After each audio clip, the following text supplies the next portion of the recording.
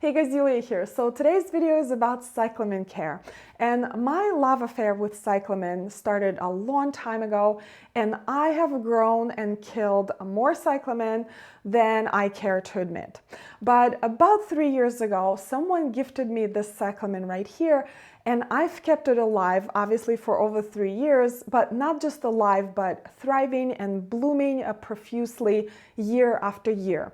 Now, of course, keeping a cyclamen alive for over 3 years in no way making me an expert, but I just wanted to share some of my experiences and observations about cyclamen with you, because I know you are probably so frustrated with them because they are temperamental plants and they require certain conditions unlike any other plants. Now, the important part to understand about plants in general and cyclamen in particular is their origin. Where do they come from? What's the temperature like? What about precipitation, soil requirement?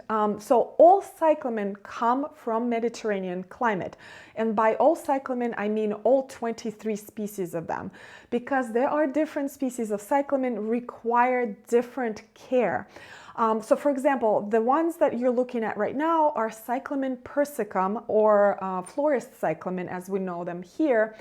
Now, I bought Cyclamen hederifolium earlier this year because I want to grow hardy cyclamen.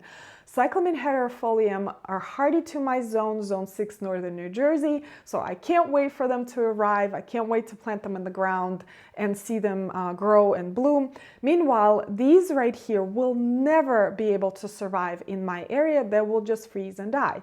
So it is definitely important to know which cyclamen you are growing. Also, what's important to understand is the life cycle of these plants. They bloom during winter months and then they go into dormancy in the summer. And most of them will lose their leaves and the flowers. And people sometimes think that they're dead, and they're not dead. They're just storing all of their energy in the tubers. And these plants do have tubers. I will show one up close so you can sort of examine it.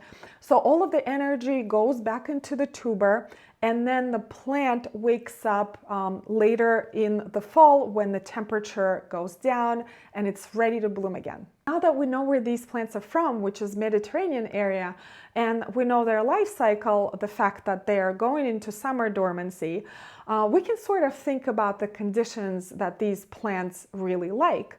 And I know for a fact that these plants do not like to be in a normal house temperature, which is about 70 degrees, and they really prefer anywhere between 40 and 60 degrees. So when I bring these plants home, I put them in the coolest room in the house with a bright window. They do not require sun, but they do require a bright location in your house. And I have either humidifier going there or I mist them regularly.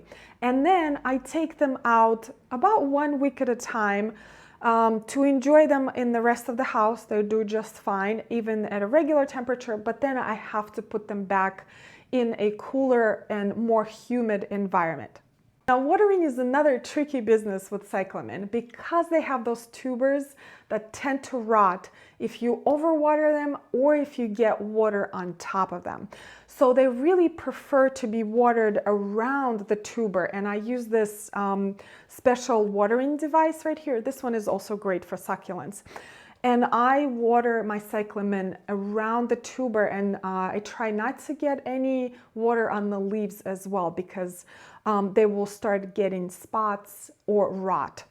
Now, when you see a thirsty cyclamen, it is so obvious because the leaves and the flowers will start to droop all over the place, and you really have to water it.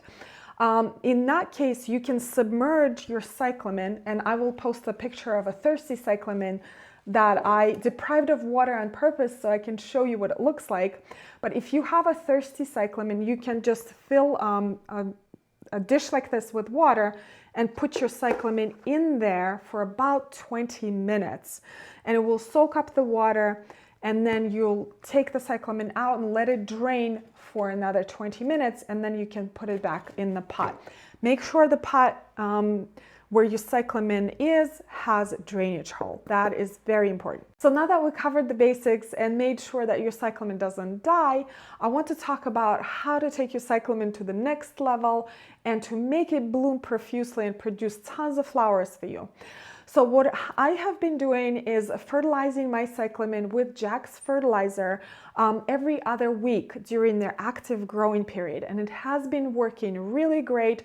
I get flushes of bloom all the time for about 6 months. So another thing that I've been doing is deadheading my cyclamen. And as you can see right here, there's a little seed head, and I will do a close-up. There's a little seed head, and you go all the way down to the tuber, and you give the seed head a little twist, and it pulls out just like that. So once a week I deadhead the cyclamen. It really helps them rebloom.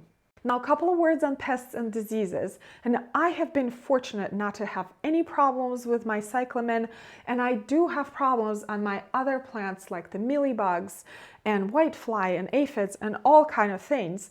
So they are out here, but they do not seem to touch the cyclamen. And that brings me to the next point, is the cyclamen toxicity.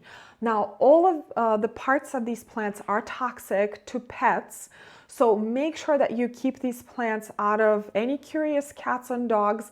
Our pets do not seem to bother any of our plants. Again, we're very fortunate that way. But make sure that you keep it away if you do have a curious cat or a dog. And here's some information just from my personal experience. For example, when these plants are going into dormancy, I wasn't sure if they're dying or they're going into dormancy. So if the tuber is a little bit mushy and starts to smell, they're dying. You cannot save them. But if the tuber is still firm, they're just going into dormancy. And during dormancy, I keep my cyclamen in the garden in a shady location. I do not give them any water or any fertilizer or any attention whatsoever. I may go out there a couple of times during the summer and see if they're alive, but that's pretty much it. And then around October time, I bring them back in the house. I water them a couple of times carefully, and they start their new flush of leaves and new flush of blooms, which is very exciting. Anyway, I hope you give these plants another try. I know I've killed many, but every time I learn something new.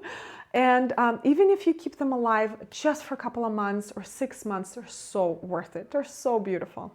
Anyway, thank you so much, you guys, for watching. I hope you learned something new in this video, and I will see you in the next one. Bye.